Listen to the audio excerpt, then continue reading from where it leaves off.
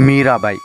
जब भी भक्ति और भगवान का नाम आता है तो सिर्फ एक ही भक्त याद आता है जिसने भगवान के समक्ष अपना सर्वस्व जीवन त्याग दिया और भगवान में लीन हो गया।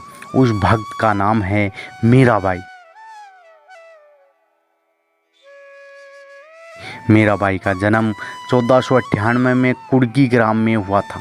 ये रतन सिंह की पुत्री मेड़ता नरेश राव दुद्दा की पौत्री थी। मेड़ता उस समय एक स्वतंत्र और शक्तिशाली राज्य था। मीराबाई 2 वर्ष की थी तब उनकी माता का देहांत हो गया था, इसलिए अपने दादा राव दुद्दा के साथ मेड़ता में ही रहती थी। राव दुद्दा एक योद्धा होने के साथ साथ भक्त हृदय वाले इंसान थे। उनके महल में साधु सन्यासियों का आना जाना लगा रहता था। बचपन से ही धार्मिक व्यक्तियों के संपर्क में आती रही और उनका झुकाव आध्यात्मिकता की ओर हो गया।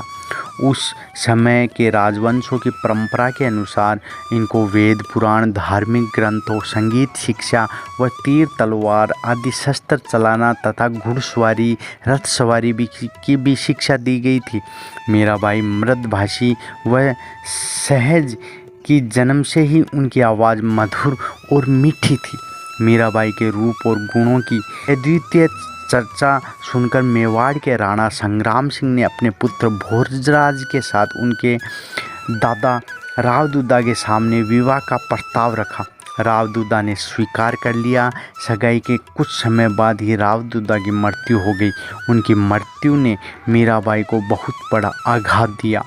उसके बाद मीराबाई के चाचा वीरमदेव ने इनका विवाह 1516 में भोजराज के साथ संपन्न कर दिया।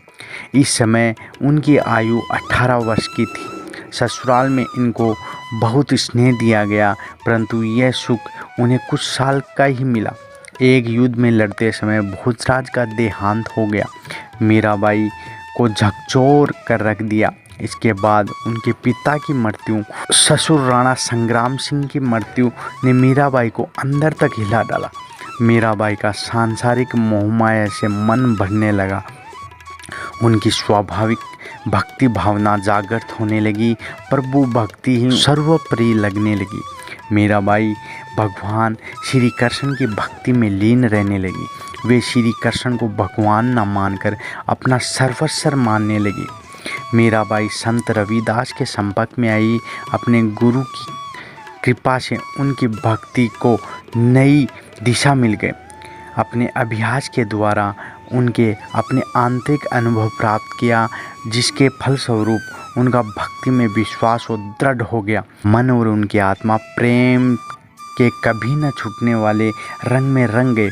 प्रेम की चिंगारी अब तक एक उज्जवल रूप में प्रकट हो गई थी। इसी के साथ मीराबाई ने जीवन में विपत्तियों का दौर शुरू हो गया।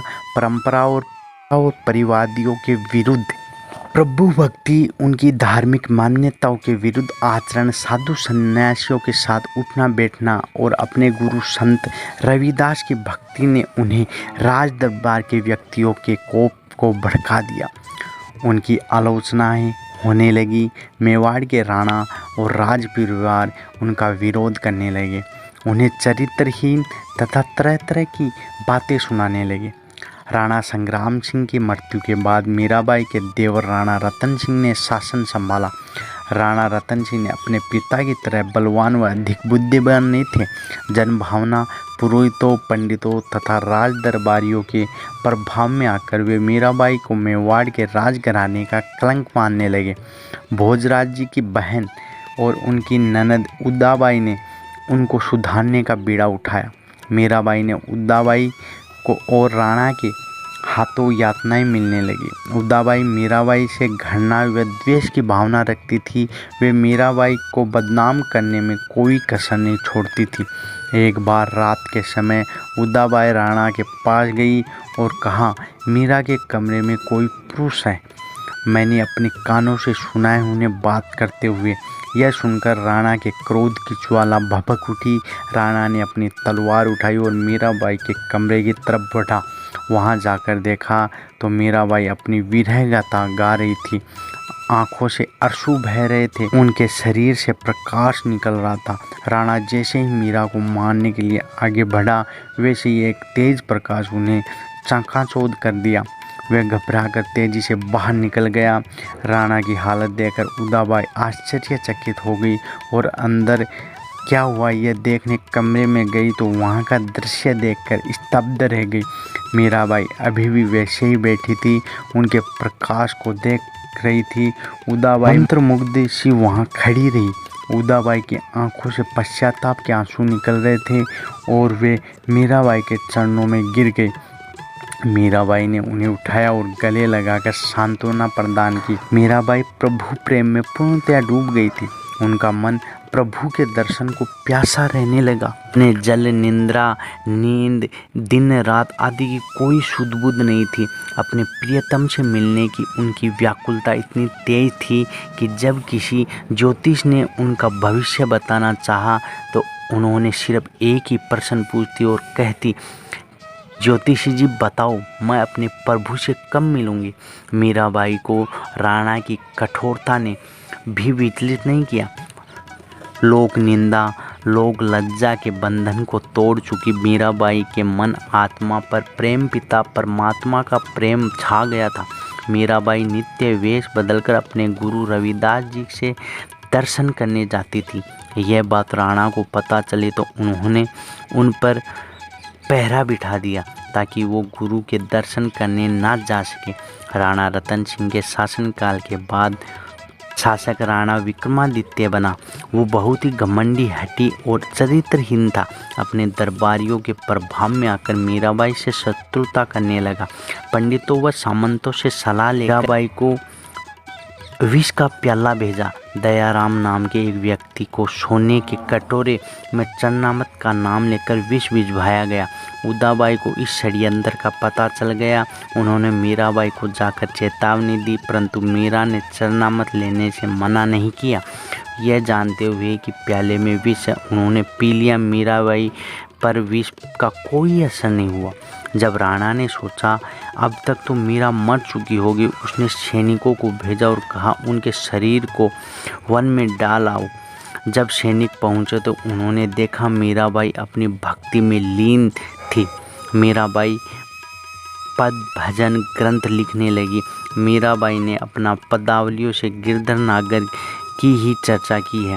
राणा विक्रमादित्य ने उन्हें मारने के आभूषण के बॉक्स में काला नाग भी भेजा था, परंतु इससे मीराबाई को भी हानि नहीं हुई।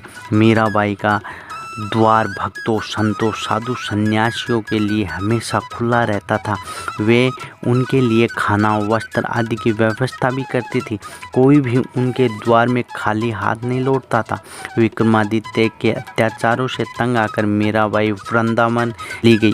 वहाँ लोग उनका बहुत आदर करते थे।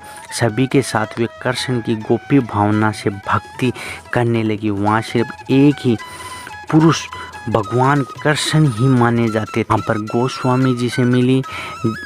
गोस्वामी जी मीराबाई का हाथ जोड़कर स्वागत किया। मीराबाई के छोटे देवर राणा उदय सिंह गद्दी पर बैठा।